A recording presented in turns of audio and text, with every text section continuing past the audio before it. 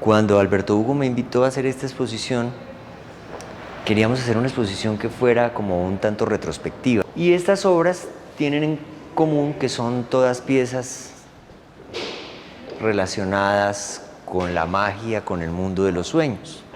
Esta pieza, por ejemplo, es de 1987, que se llama Mandrágora, tiene forma de ser humano y es la planta de las brujas. Es una planta que se utilizó por sus propiedades alucinógenas, por su capacidad curativa.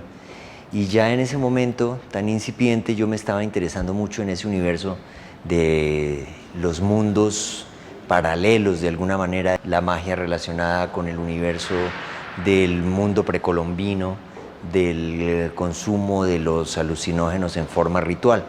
Esta pieza central, que se llama Los Soñadores, pues tiene evidentemente que ver con el mundo de lo onírico, el mundo de los sueños, el mundo mágico del arte precolombino. Esta pieza está basada en las pequeñas cabezas de cerámica que se encuentran en los enterramientos de la cultura tumaco.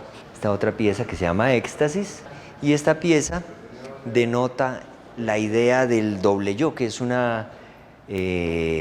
tema reiterativo en las culturas precolombinas, que lo encontramos en la cultura sanagustiniana y en otras culturas, y hace alusión a la representación totémica de dioses tutelares en las manifestaciones chamánicas relacionadas con el consumo de drogas alucinógenas como el peyote o el yagé. Estas son gacelas africanas y son 7 cabritos, porque hay una constelación que es los 7 cabritos, entonces tenía que ver un poco con esa cosa como estelar, como la astronomía, la astrología.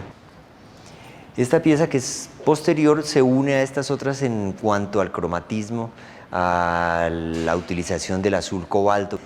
Y este es el castillo de Disney, del que yo me apropio.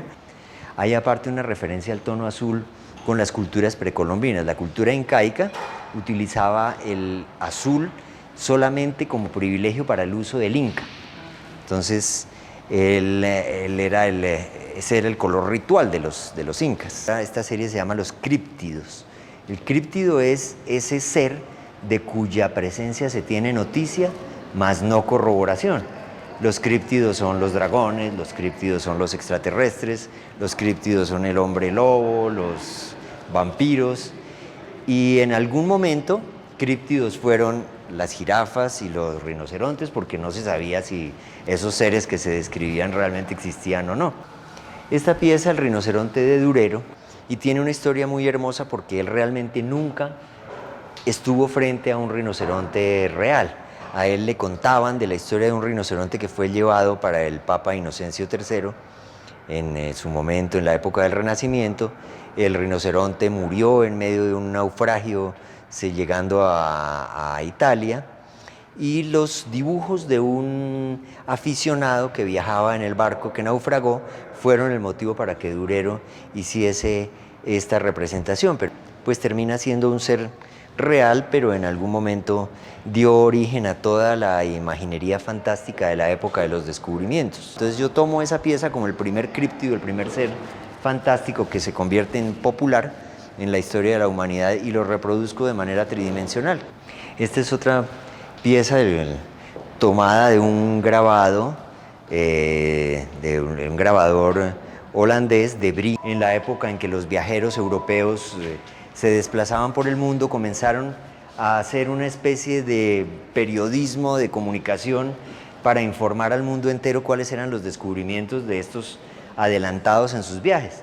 Y en América pues había todo tipo de seres fantásticos, extraordinarios, en estas tierras recién descubiertas. Y esta pieza, que yo he llamado Cocodrilo, el caimán, el monstruo americano, pues es una representación exagerada de lo que eran esos seres que se encontraban en el lugar. Estas dos piezas, la Blemia, que es este ser sin cabeza que tiene la cara en el pecho, y el hombre perro, fueron descritos, por ejemplo, por Marco Polo en su viaje a la China. Él hablaba con mucha certeza en sus diarios de viaje de que vio poblaciones, con toda certeza lo dice, de hombres con cabeza de perro y de hombres sin cabeza. Y curiosamente, en el diario de Cristóbal Colón, cuando él llega a Dominica, describe haber visto con toda certeza hombres con cabeza de perro y hombres sin cabeza. Pero resulta que el libro de cabecera de Cristóbal Colón eran los diarios de Marco Polo. Y bueno, aquí tenemos piezas de la serie quizás más conocida de mi obra, que es el Gran Sueño Americano, donde yo mezclo estos elementos de la cultura popular con las técnicas del pasado precolombino. Aquí aparece en este momento el extraterrestre. Es como esa representación del otro, del viajero. Y ya sabemos todas las especulaciones que hay alrededor del tema de la ciencia ficción que ha creado Hollywood, la televisión norteamericana y los relatos fantásticos. Dentro de todos esos extraterrestres, obviamente, está Superman y llega a la Tierra, pues su planeta va a ser destruido, sus padres lo colocan dentro de una nave espacial y él llega a la Tierra y esa aura nostálgica como de la televisión y del cine de los años 50, 60, un recuerdo de lo que fue pues toda esa influencia en mi época infantil y juvenil de la televisión y del mundo del entretenimiento. Y pues no podría faltar Tintín, que es alguien que viaja por el mundo. Entonces esta pieza se llama El Colonialista y es como esa imagen del que llega a otros lugares y es acogido, abordado por los nativos, que son una mezcla de seres venidos de diversas procedencias del mundo del entretenimiento y del arte precolombino. Esta es la reproducción de una pieza original tumaco que yo tengo en mi colección, en donde la deformación craneana es evidente y la pieza del alien famoso de la película. Entonces es como confrontar irónicamente que esa realidad existe. Y el color vuelve un cromatismo intenso que tiene que ver con la cultura popular, porque todas las imágenes que yo utilizo son como imágenes de recuerdos de mi infancia, de los años 60, cuando toda esta serie de juguetes y de imágenes llegaron a la televisión y al universo, digamos, de la circulación masiva de elementos publicitarios y como juguetes. Entonces hay como una especie de melancolía, de recuerdo, de déjà vu en toda esta serie. Y pues encontramos los marcianos de Toy Story y esta pieza, que es una pieza importante dentro de todo el contexto, que es el encuentro, y es esa situación absolutamente absurda en que dos personajes venidos de universos imaginarios o mitológicos, de dos culturas muy diversas, se encuentran en una situación improbable, seres comunes y corrientes que están sentados a la espera de algo que ha de venir en algún momento. Esta es una pieza también de una serie anterior que se llama Oniria y está basada en un pequeño juguete de plástico que salía en las piñatas y es como ese personaje de las carreras antiguas de carros que da la largada o la llegada. Pero a mí me interesaba convertirlo como en un icono de algo traído de los sueños, porque es como la manera de que este personaje está recibiendo como una lluvia colorida de meteoros de colores, como en una alucinación, en un sueño, en un delirio.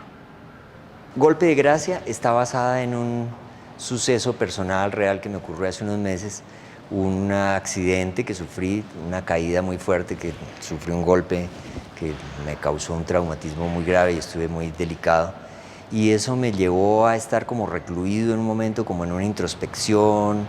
Eso me condujo a un universo como de indagación en la espiritualidad, en la magia. Entonces ese evento, de ese golpe que transforma de alguna manera mi vida, se convierte en una cosa mágica.